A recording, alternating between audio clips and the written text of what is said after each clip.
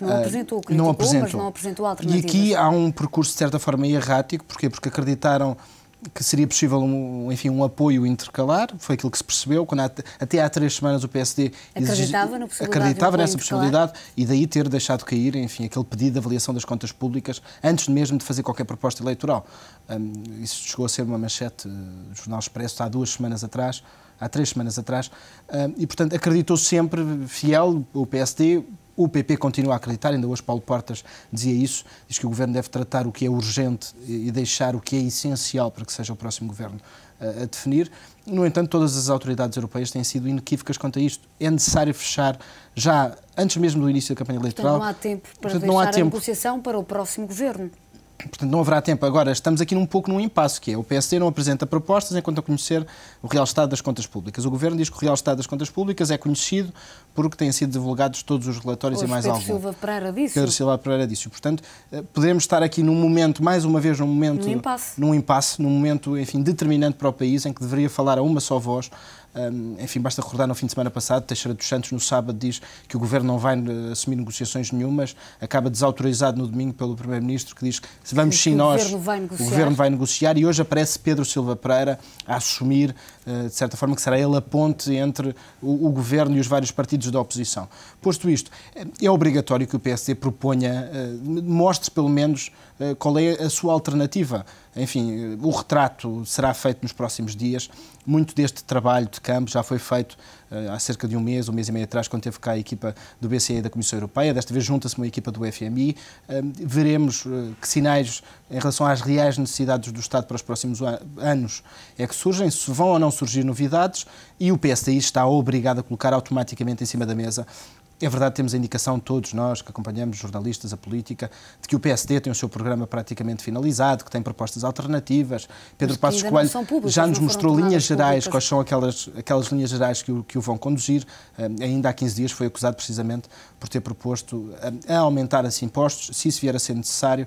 Eu proponho um aumento dos impostos do lado do consumo e não do lado do rendimento, dando, enfim, um contraponto à proposta do Governo de congelamento das pensões. E ainda há 2 dias tivemos, enfim, a ex-mulher do FMI que teve cá da última vez, precisamente no último resgate que tivemos que recorrer, a concordar com esta linha geral, só que depois é preciso, e muito rapidamente vai ser, partir, enfim, de linhas gerais para propostas concretas que consigam credibilizar, enfim, esta que se possam executar. E credibilizar junto às instâncias europeias este enorme empréstimo que vamos ter que recorrer.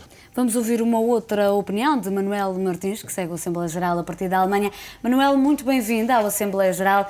Na sua opinião, há margem de entendimento entre Governo e PSD no que toca às medidas a implementar em Portugal, como contrapartida de um pedido de ajuda externa? Boa tarde, obrigado por me darem a oportunidade de falar. Infelizmente estou aqui na Alemanha e ouço estas notícias gravíssimas que se passam em Portugal. O português está sempre habituado a esconder um pouco a verdade quando está ligado à política e neste momento chegamos a uma situação de ruptura, não é? E aqui na Alemanha, infelizmente, a posição que Portugal toma perante determinadas medidas não é a melhor. Os países do Sul, tipo Portugal, a Espanha, a Grécia, a Itália, todos os países do Sul têm a ideia de sempre manipular o Estado, os dados estatísticos, não é? Pronto, e é esta situação que aqui se vive na Alemanha. Os meus próprios colegas dizem que a situação de Portugal é gravíssima, os políticos não se entendem, e isto está uma situação muito grave. Agora, se existe entendimento entre as partes intervenientes, eu julgo que estão mais preocupados com números absolutos nas eleições que propriamente na resolução do caso dos portugueses, não é? Aqui na Alemanha já se começou também, desde 1996, já a diminuir um bocadinho no setor privado o 13º, o 14º mês, coisa que aqui na Alemanha já não existe. Ou praticamente nas empresas já não existe esse conceito do 13º e 14º.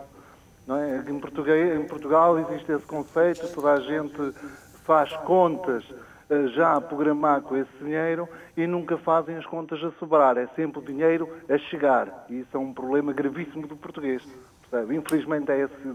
As pessoas fazem as contas sempre com o dinheiro a chegar e não a sobrar. Qualquer corte que exista por motivos profissionais ou pelo Estado, isso é gravíssimo. É isso que eu tenho. Eu faço contas todos os dias. Eu nunca posso fazer ao limite contas a chegar. É esse o problema de Portugal. Contas a chegar. Manuel, muito obrigada pela sua opinião. Manuel Martins, a ligar-nos da Alemanha, de facto traçou aqui uma visão que os outros países têm relativamente a Portugal, de que existe alguma falta de transparência que tem sido também muito criticada, uma falta de transparência que esperemos que agora deixe de existir com este saneamento das contas públicas, com esta equipa do FMI, BCE e Comissão Europeia. A propósito também da atitude de Cavaco Silva. Cavaco Silva prometeu nas últimas presidenciais uma magistratura mais ativa durante este mandato. É isso que tem acontecido? Ou tem estado demasiado ausente? São já várias as vozes que têm criticado a atuação do chefe de Estado. É bom recordar que Cavaco Silva tomou posse a 9 de março. Portanto, nós hoje estamos a 13, salvo erro, de abril. Portanto, num mês não é possível medir se o Presidente teve uma magistratura ativa, muito ativa, pouco ativa ou nada ativa. Mas tem-se mantido distante. Tem-se mantido mais ou menos distante, tem feito declarações públicas. Eu creio que no último mês, sim, não tem participado. Ou seja, é bom também que as pessoas percebam que este não é o momento para testar a magistratura ativa de Cavaco Silva, porque a magistratura ativa de um Presidente não tem poder executivo, é muito preventiva, isto é, tem que retratar, avisar e participar de uma forma muito preventiva, porque perante o problema, quando as frentes de fogo estão todas, enfim, montadas e em todas as direções, a capacidade de interventiva do Presidente é muito reduzida. Aliás, Cavaco Silva assumiu em Budapeste no último fim de semana, quando disse que o Presidente não tem ministérios, não tem equipas técnicas, não conhece o real estado das contas públicas, portanto não pode ser o Presidente a liderar estas negociações. Acabou por, de certa forma, enfim, até num estado de alma, publicamente assumir a sua incapacidade para, enfim, passa a expressão, meter a mão na massa e começar a trabalhar e reunir os partidos e obrigá-los a sentarem-se à mesma mesa, a entenderem-se e a acordarem um plano para que tudo fique acertado. O Presidente não tem essa capacidade. É verdade que no primeiro mandato, e é muito esse o histórico... de fazer apelos e de lançar estes apelos e sensibilizar os partidos. E sensibilizar os partidos. Ele tem-no feito, muito em privado. É bom recordar que Cavaco Silva teve já uma ronda com todos os líderes partidários, 2 rondas, aliás, enfim. Teve uma antes da dissolução, teve outra depois da dissolução. Portanto, o Presidente já ouviu todos os agentes económicos, financeiros e o Governador do Banco de Portugal. Portanto, tem estado muito atento, mas não publicamente. Em privado. É verdade que sobre alguma frustração, quando vemos todos os protagonistas políticos numa batalha campal, quando o fogo à nossa volta, as labaredas ganham intensidade, entra o FMI, não sabemos que tipo de austeridade é que nos vai ser imposta e tudo mais, dá vontade que o Presidente tenha uma voz mais ativa. Este é o momento dos partidos pronunciarem. De certa forma, Cavaco Silva, depois de ter dissolvido o Parlamento, está também, eu diria, na expectativa que as sondagens, enfim, acabam por aumentar quem vai ganhar as eleições e em que circunstâncias vamos ou não ter uma solução governativa mais alargada, mais estável e que consiga dar este golpe de asa que neste momento nos parece complicado. É fundamental que nas próximas eleições surja um governo de maioria. Determinante, eu diria, mais do que fundamental e absolutamente determinante para a nossa capacidade de arrumar a casa. Porque na atual conjuntura, para arrumar uma casa, no estado em que está Portugal, é preciso um governo de maioria. Portugal, nos últimos 24 anos, teve uma solução estável, governativa, em 20 desses 24 anos. Grosso modo, se nós escolhemos este governo, fosse o governo minoritário, o primeiro de António Guterres foi a única exceção, porque de resto tivemos quer as maiorias de Cavaco Silva, quer a seguir a maioria de Durão Barroso, Paulo Portas, depois Santana Lopes, Paulo Portas, e depois um governo maioritário de José Sócrates, o maior governo, o mais longo governo maioritário, e mesmo não sendo o mais longo governo da democracia portuguesa. Portanto, nós temos tido, apesar de tudo, estabilidade. Não temos tido capacidade reformista, não temos tido políticos que tenham a capacidade de levar a eleições exatamente aquilo que vão fazer. Basta recordar, para dar um exemplo, em 2002, 2005 e em 2009 foram todas as eleições a garantir que não aumentavam impostos. Ora, aconteceu que em 2002, em 2005 e em 2009, depois de vencerem as eleições, os impostos aumentaram. E, portanto, falta de facto verdade, clarividência, enfim, que os portugueses compreendam e compreendam 2 coisas muito distintas. E para terminar, Ana, uma, como é que chegámos aqui, o que é que fizemos mal, quem falhou onde, como é que foi possível chegarmos a este ponto e, mais importante do que isto, como é que vamos sair daqui. quais são os caminhos que cada um dos partidos traça. Francisco, para terminarmos, ainda temos alguns minutos, falávamos há pouco, e são vários os pontos de divergência entre os vários partidos, a esquerda, PCP e Bloco de Esquerda, continuam a dizer que havia alternativas a um pedido de ajuda externa, o PSD diz que não apresenta propostas concretas enquanto não tiver conhecimento do real estado das contas do país. Qual será o desfecho deste impasse? Eu aqui excluiria automaticamente os dois partidos à esquerda do Partido Socialista por uma razão muito simples. Não fazem parte do sistema, não acreditam no sistema, não têm propostas que sejam possíveis de incluir no sistema. Basta recordar que os dois PECs alternativos que foram apresentados na altura da rejeição do PEC do Governo, quer do Bloco de Esquerda quer do PCP, comportavam um aumento da receita, da despesa por parte do Estado, quer dizer, que é tudo aquilo que nós não precisamos.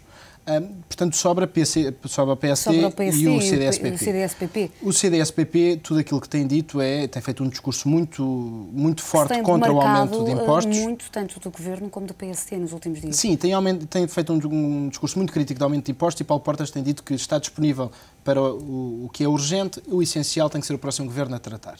Portanto, é necessário explicar, e Paulo Portas aqui também vai ter que evoluir no seu discurso. Como é que o fará? Vai ter que o fazer rapidamente quando enfim, perceber que não há alternativa. Antes das eleições, antes mesmo do início da campanha eleitoral, até meados de maio, a campanha arranca a 22, na semana anterior temos que fechar um pacote de medidas que comprometa Portugal no estrangeiro de forma a conseguirmos este dinheiro. Portanto, Paulo Portas vai ter que evoluir no seu discurso. Até porque há um compromisso, e isso Cavaco Silva anunciou, de que PS, PSD e CDS-PP se comprometem com as metas já definidas para a redução do déficit das contas públicas. Por parte do PSD e por parte do Governo, vamos ter que chegar à conclusão, mais não seja que nos venha dizer a troca que cá está, que as nossas contas são estas, que temos um problema grave aqui e ali, e posto isso o PSD tem que ter preparado um pacote de medidas para automaticamente se sentar com o Governo e, enfim, eu diria em poucos dias conseguirem consertar. Vai ter que haver acordo, sobre isso não há a mínima dúvida. Resta saber, e aqui também há um pouco a luta das várias peças do xadrez a tentarem posicionar-se para que consigam a seguir assinarem este acordo, para por uma campanha eleitoral que vai estar em absoluto condicionada pela assinatura do mesmo acordo. Francisco, muito obrigada pela tua presença nesta Assembleia Geral, em que fizemos um olhar sobre a crise política, desfecho que ficamos a aguardar. É o ponto final no Assembleia Geral, que regressa amanhã, como habitualmente, às 5h30, aqui no ETV. Já a seguir não perca toda a atualidade em grande jornal, com João Oliveira Ferreira, Rubén Bicho e Alexandra Ferreira, às 6. Tenha uma boa tarde e até amanhã.